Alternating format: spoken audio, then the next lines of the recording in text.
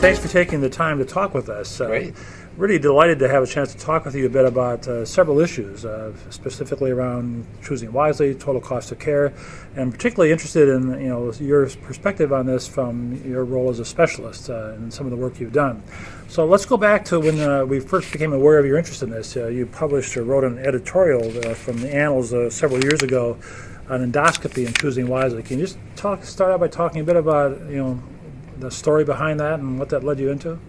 Sure, this is an interesting story. This was written in the Annals of Internal Medicine, and it turns out that the editor of the Annals of Internal Medicine is married to a very good friend of mine who's a gastroenterologist and the chair of the Guidelines Committee of the American Gastroenterological Association, and I'm currently the president of the AGA now, so that connection was made. And the American College of Physicians wrote a position paper on using very prominent gastroenterologists on the use of endoscopy in patients with reflux. And we know that it is vastly overused, to be perfectly frank. So they wrote this guideline, and Dr. Weinberg, who's my friend, was one of the co-authors on that. And so he asked me to write an editorial. So it put me in kind of a funny position because what I was about to say was really politically incorrect within the gastroenterology community, and that is that we utilize upper endoscopy and reflux way too often. And some of that is because primary care refers patients with reflux for upper endoscopy. We have what's called an open access system, so patients come to us, end up on the endoscopy table without our evaluation. So a lot of times that's an inappropriate referral, but it's kind of too late to stop that process. By the time they get to you, it's hard for you to say, no, you don't need this because they've already been sort of set up, so you're there just to do the procedure. Exactly. And so there is that part. And so the American College of Physicians wrote this best practice guideline to try to help the primary care doctors understand when patients should be referred. And again, what I was trying to say really in this editorial is that we scope too much, which of course takes away our financial incentive and our finances, but it is the right thing to do for the patient. So I struggled with how to put this together. So I finally utilized an anecdote of a patient who actually came to me. And this is a patient who was 62 years old, a woman, normal weight, and had reflux heartburn, daily heartburn that was well controlled with medication. So that is not an indication to do upper endoscopy to screen for Barrett's, which is a precancerous condition. But she was referred to a gastroenterologist who scoped her and found a little irregularity down there, biopsied it, it was negative, which should have ended the whole thing. First of all, she shouldn't have been referred in the first place, but once she was scoped, it should have ended the whole thing. But he said, well, you may have impending Barrett's. There is no such thing as impending Barrett's, but we won't get into that. So he said, you probably ought to be scoped again in 2 years. So she believed the doctor and went to another doctor, this time in a southern state, and showed up at that doctor's office and said, I need an endoscopy because I was told to do it, and brought her records. And so that doctor endoscoped her, and endoscoped her in an ambulatory endoscopy center that practice owned, so reaped the facility fee, with an anesthesiology group that practice employed, so reaped money from that, and they own their own pathology. So that physician took biopsies, and not only did they do regular staining, but they did special staining, which is completely not indicated in this situation, did 6 special stains, which are very expensive. So I calculated that one episode alone was probably between $8,000 and $10,000. So then the doctor didn't find anything wrong despite all of this, but still said, well, you probably ought to get an endoscopy again in 2 years. So that's when she showed up to me. I spent a half an hour with her, and I said, look, you got nothing. You have no risk of Barrett's. You have no more risk of adenocarcinoma of the esophagus. Just go home and forget this whole thing. And of course, for that, I got probably a level 3 new patient consult, which is probably about $80. But looking back, she had spent somewhere between $8,000 and $10,000. She hadn't spent, but it had been spent on her completely inappropriately. So it's that kind of thing multiplied that really prompted this Choosing Wisely campaign to really open this area up and potentially save money. And it's been estimated that if we actually do everything in the Choosing Wisely campaign, we could save about $5 billion a year in unnecessary healthcare costs. So that was the point of the editorial. So the editorial, I think, was early on, and I think we've seen Choosing Wisely get a lot more, legs right now, so right. a lot more interest. Right. So talk a bit about you as president of the American Gastroesophageal Society Association, and the work how you have used Choosing Wisely, or what you've done to try to address some of these issues with cost of care and inappropriate care. Well, just a background, the Choosing Wisely campaign. Right. So this came about as an idea from the American Board of Internal Medicine Foundation, and they worked with the American College of Physicians.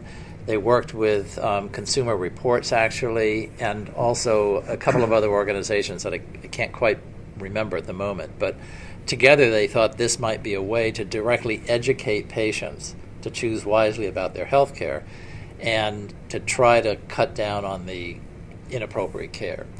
So the first phase of that was in 2011, I believe, and they just did primary care indicators. So then they sent word out to the specialty societies to ask them if they would like to be interested. So of the various GI societies, the AGA stepped up and said, yes, we think this is a very important thing.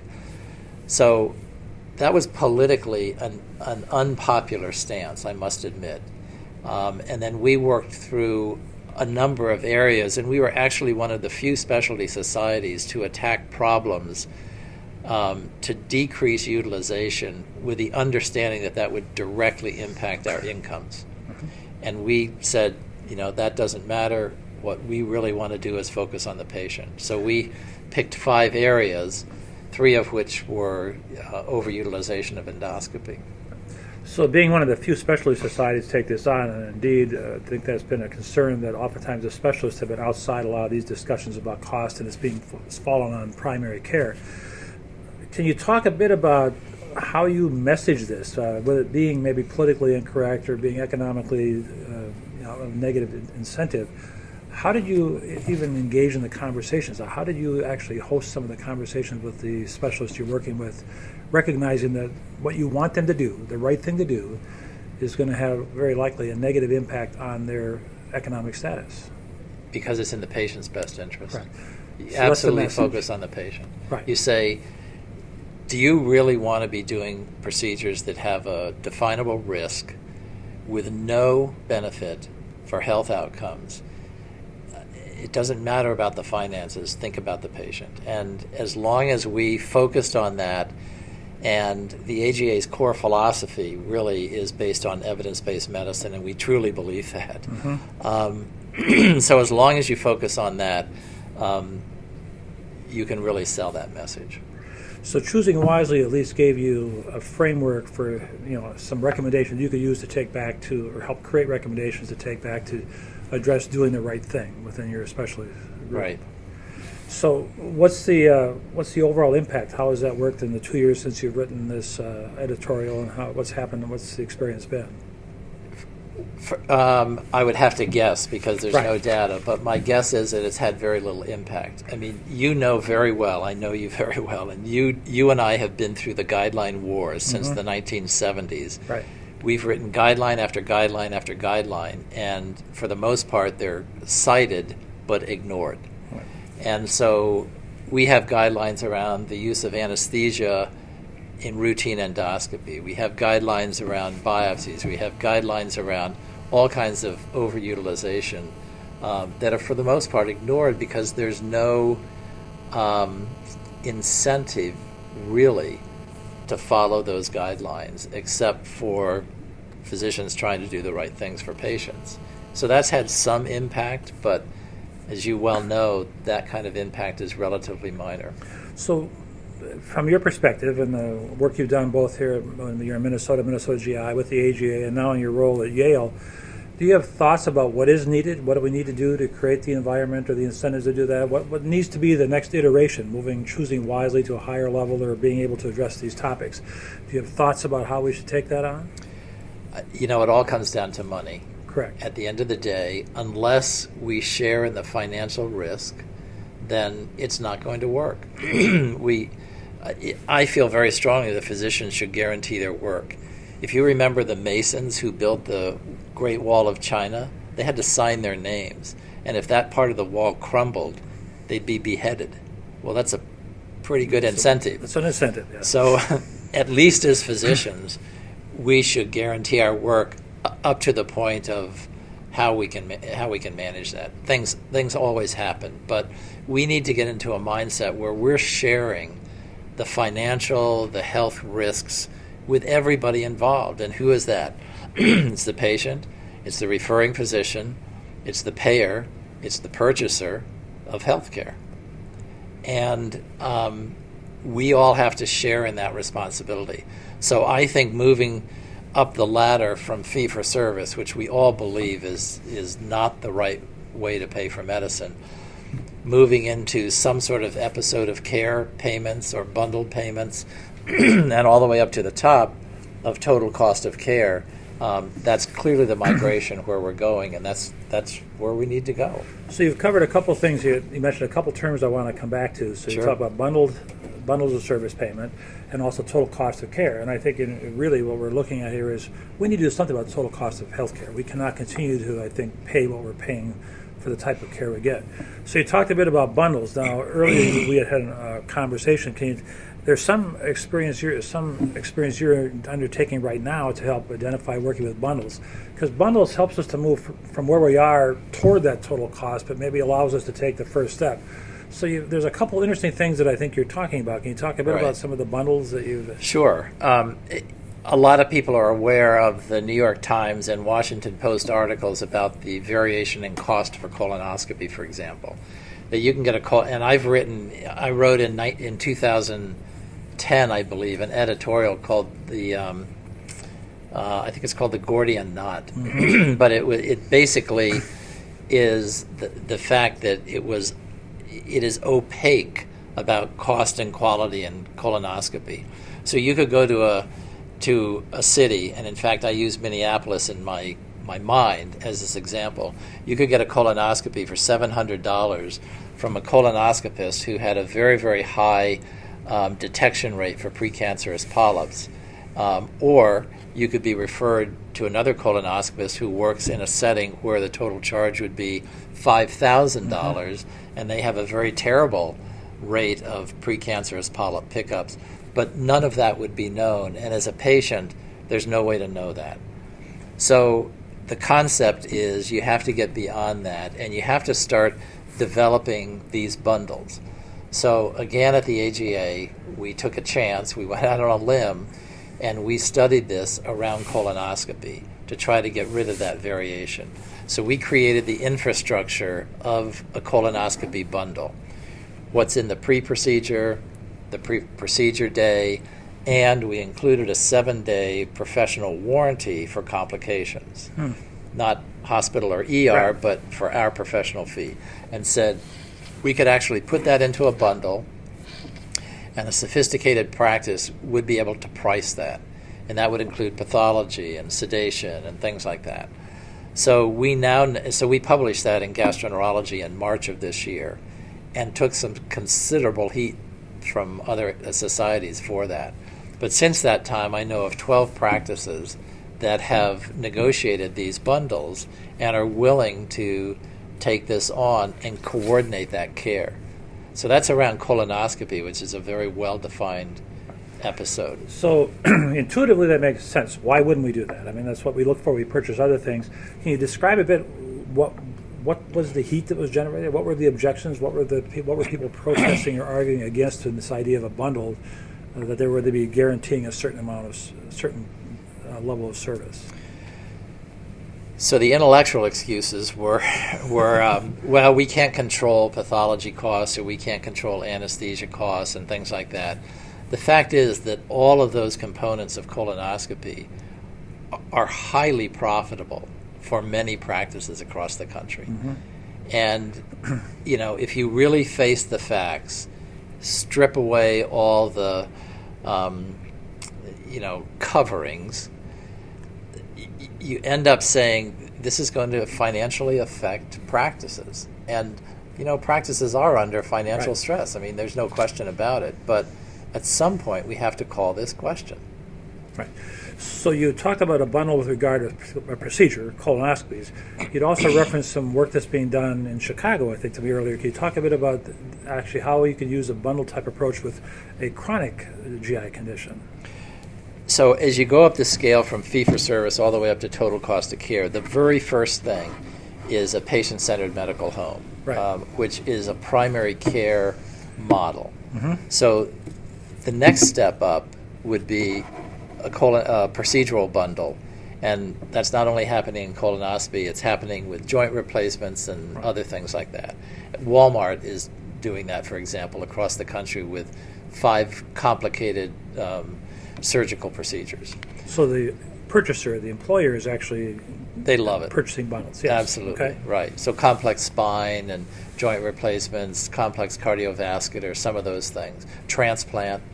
So in that model, Walmart has contracted with 6 large centers, Mayo Clinic, Scott and White, Cleveland Clinic, and some others.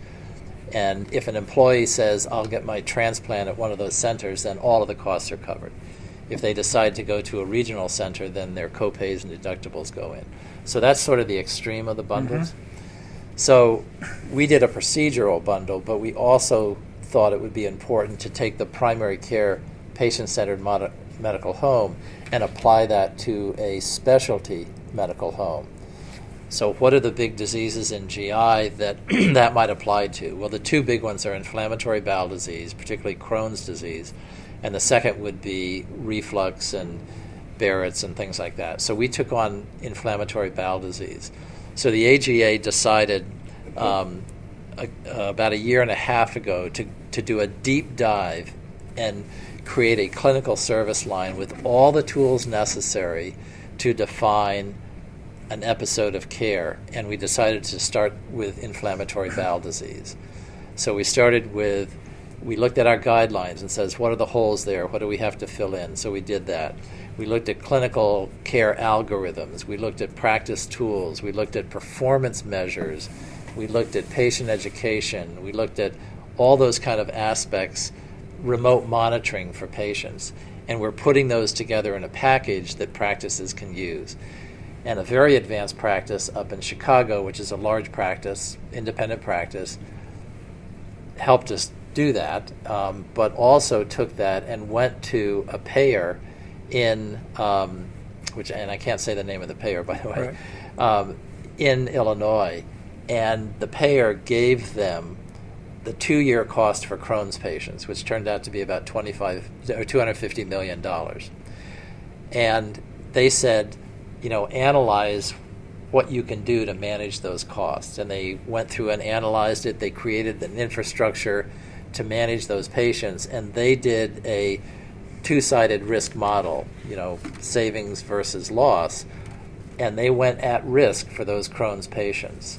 And so the patients that are attributed to that practice, that payer is comparing those to the Crohn's patients elsewhere. And if they save money on that, then they will share in those savings.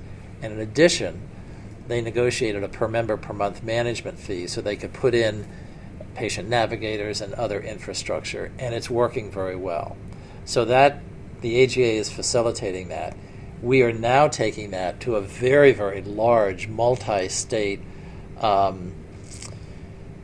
healthcare system that is a self-contained system. So it's got payer, or it's got insurance, and it's got providers and healthcare systems.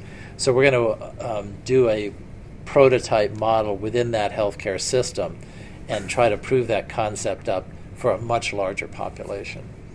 So I really see this moving like you said, from the fee-for-service model to a bundle payment. Now this is a bundle of a different nature, looking at episodes of care. And I must admit that as a previous practicing internist, inflammatory bowel disease, Crohn's specifically, was always a very erratic, unpredictable disease. But is this risk stratified? Is it quantified? Is it based on just population basis, sort of average cost? Is that how? Maybe I'm getting too far into the weeds, but it seems like this is a condition where there is so much variability or unpredictability in the course of the disease. So, I want to say this politely, but when you were practicing, it's a long time ago. Right, Yes. we knew a lot less about Crohn's than right. we do now. So we can do much more sophisticated risk stratification. In fact, that's true for any complex disease now because of computer systems, because of modeling. So we have a much better idea of what are the components in a Crohn's patient that will predict a flare and really dropping off the cliff. So, for example, depression is a direct correlate with disease exacerbation because of medication compliance. Insurance coverage and money, these are very expensive medications. Some of these are biologic infusion medications, for example. The fact is that when a Crohn's patient begins to feel sick, they don't go to their primary care doctor. They go back to the specialist. Well, if that specialist is backed out for 3 weeks for their next appointment, that Crohn's patient isn't going to last that long. They're going to end up in the ER and end up being admitted. Once they get into the ER, if you're a Crohn's patient with abdominal pain, you instantly get a CT scan. It's just, it's de rigueur. And you're put on steroids. All these things happen which are preventable. So there are lots of mechanisms that we have if we can set up the infrastructure to take care of those patients in a timely manner, have some sort of remote monitoring so that those patients can communicate somehow, either electronically or directly or whatever it is, to let us know when they're starting to feel bad. So those are the kind of things that we're building. So as we talk about this, and we mentioned the term before, total cost of care, where that's probably the ultimate where we need to go. We can sort of nibble around the edges by procedures, but we're still looking at total cost of care. From a specialist standpoint, especially from gastroenterology, it seems to me inherently that if you're going to be involved in managing total cost of care, it's going to require a lot of shifts in culture and relationships and working with primary care. Inappropriate referrals cost everybody money. Can you talk a bit about how you see the need for reorganization, restructuring? Is it ACOs? Is it healthcare home? Is it a version of that? Is it compact agreements? Or is it a combination of all of those as far as... Well, inappropriate referrals are actually the bread and butter of a specialist. That's a profit center for a specialist. So we have to move beyond a specialist or primary care doctor getting paid by the tyranny of the visit or, a direct interaction with a patient. Somehow that has to be structured. And I think that large healthcare systems will structure that in different ways, and we'll try different models. But will it be everybody's employed, for example? Maybe so. That takes away a lot of incentive for overuse. We don't know that yet. I think that's going to be an evolution, and it's going to be changing. But I know, I happen to be on the board of directors of Allina Health. And so at Allina Health, we've made a conscious commitment to spend a lot of money up front to bolster primary care. Primary care doctors are underpaid. There's no doubt about it. Primary care doctors are under incredible stress in terms of the amount of patients they need to see. So that whole infrastructure has to be buttressed up. We have to bring in non-physician providers, nurse practitioners, and physician assistants, and really make this a team effort. The more you build that infrastructure, the better management we're going to have. But this has to be done at a health system level. And the specialists that affiliate with a particular healthcare system have to go in there with the understanding that they're going to prove up quality and be resource efficient. And if that means a reduction in income, maybe that's going to happen in the future. I think it's going to happen anyway because of reducing fee-for-service. But I think the really advanced practices are beginning to understand that the old model is just not sustainable. And particularly I see that in Minnesota, much more so than I see in Connecticut, for example, where I now practice, which is a little bit further behind in terms of the consolidation. So what do you see in the future for the independent private practice, the solo doc? I mean, are they going to need to become part of a large system, or is that another political issue we shouldn't take on? Because, I mean, that's something we hear a lot about, the loss of the autonomy, individual practitioners' right to practice on their own. Do you have thoughts on that? Yeah, I do. First of all, let me say that there is a lot of evidence that a small, independent, solo physician actually achieves better outcomes many times than a large healthcare system. So I think we have to recognize the fact that the business model of small, independent medical practice has been incredibly good for the United States. But the bigger question is, will that system survive the increasing regulation, the increasing need for electronic medical record, the increasing need for maintenance of certification, the increasing need for performance metrics? And I think no. I think we are setting up a system, rightly or wrongly, where the small independent practice is going to be virtually impossible to sustain. And particularly so because the trainees coming out, whether they're residents or specialty fellows, are not going to go into that model with nearly the frequency that they did before. The median age of gastroenterology, for example, is now almost 55. So half of gastroenterologists are over 55. There's going to be a mass exodus. That was the era where the entrepreneurs came and built ambulatory surgery centers and independent practices. Now the fellows coming in, 75% plus, are going into healthcare systems. They've trained in academic centers that are on sophisticated electronic medical records. They're never going to go into a practice that doesn't have that. And they're used to this now. So I think that business model, which has been very, very good for the United States, is really going to become impractical. So I think we will see consolidation of these healthcare systems.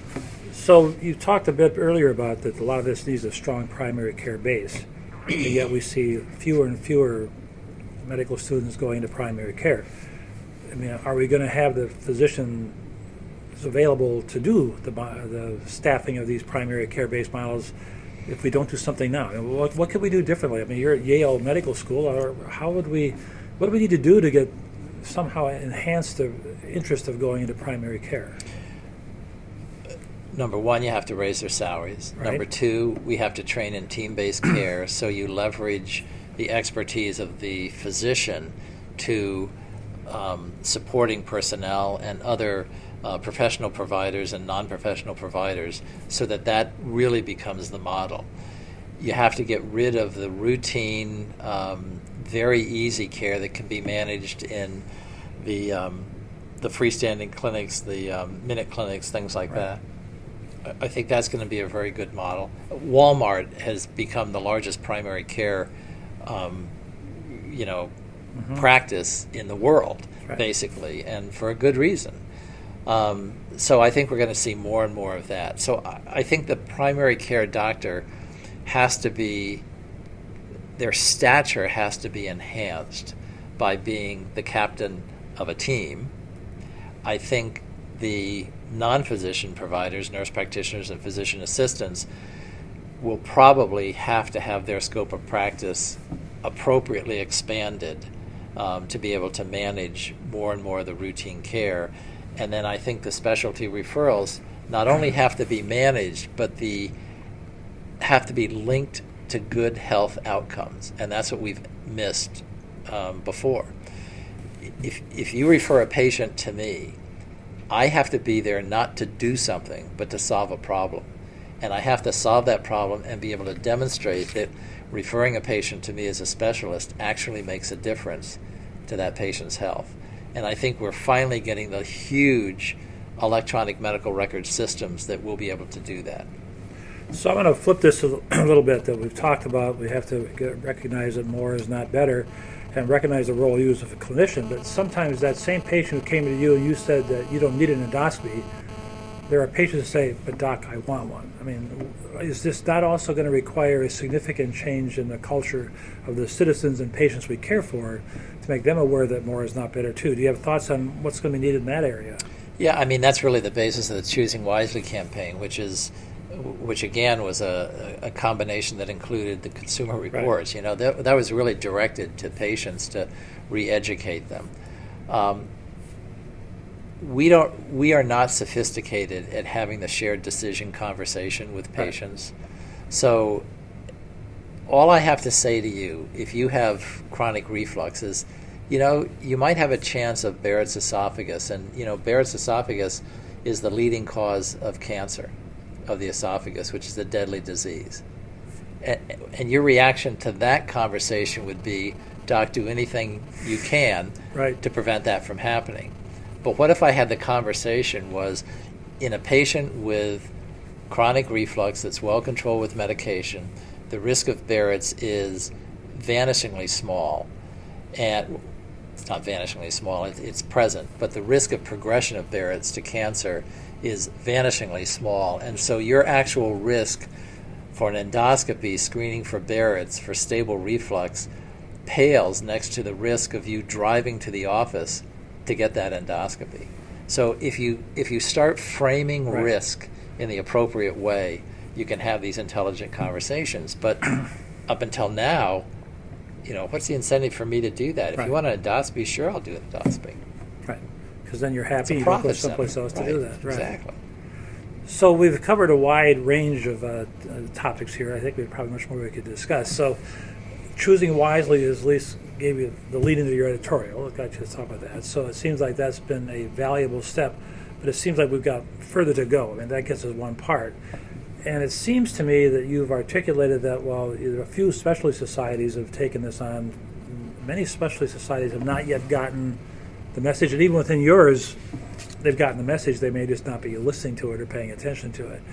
Is there going to be some kind of draconian change in incentives or some kind of something that's got to change to drive us to do this, or are we going to sort of step up and do it because it's the right thing to do?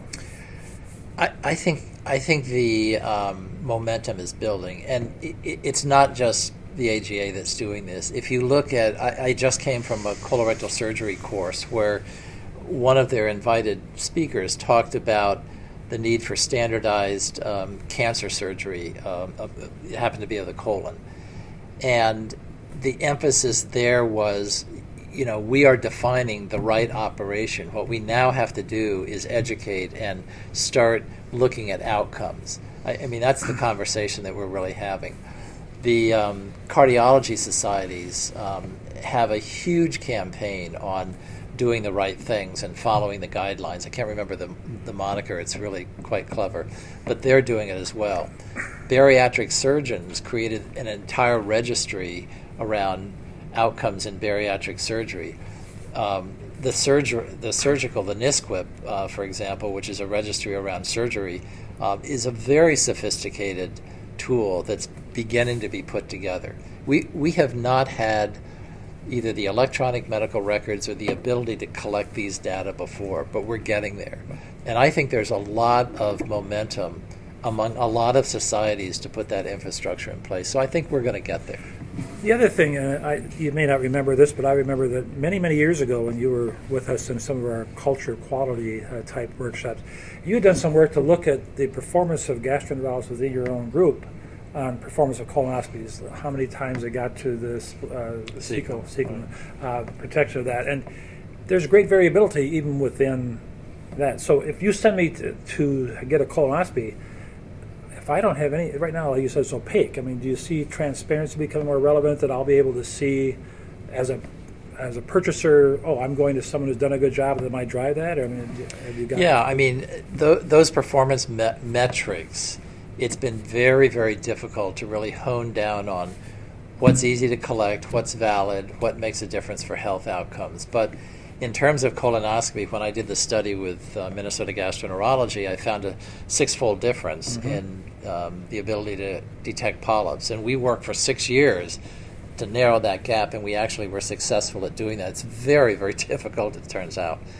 But I see that coming. And so the metrics we have now in colonoscopy, for example, we just all of the GI societies endorsed a new set of metrics and basically said, look, if you do colonoscopy, you need to know your adenoma detection rate, which is precancer polyp detection rate, your completion rate to the cecum, and whether you follow guidelines in terms of frequency of colonoscopy. Those three things are the core measures that everybody doing colonoscopy should have at their fingertips and tell patients. And now it's a matter of educating patients to ask that question. From a health system level, there are other metrics. There are about 6 things that health systems should measure in terms of how many cancers pop up after a colonoscopy, how often large polyps are sent for surgery, complications rate, patient satisfaction, other things like that. So there are about 6 there. So we have defined what we believe everybody needs to collect. Now we're going to go to the electronic medical record vendors. We're going to large health systems and try to say, let's agree on this and let's really start this as a measurement. And we talked earlier before we started this conversation here that measuring total cost of care, and you were unaware of the fact that in Minnesota we're close to having agreed upon a statewide measure with the Minnesota Acute Measurement. It's going to measure total cost of care. Without going into details about what is actually included, there will probably be some exclusions and all that, but just recognizing that we're starting this shift, what do you think will be the impact of a measure out there that is going to be able to report it, that looks at the total cost of care that you as a provider are engaged with episodes? I mean, do you see that as being a significant turning point? I think you're going to have incredible market shifts, right? Mm-hmm. I mean, we've consolidated down to a handful of large healthcare systems that are all competing for the same people. Right.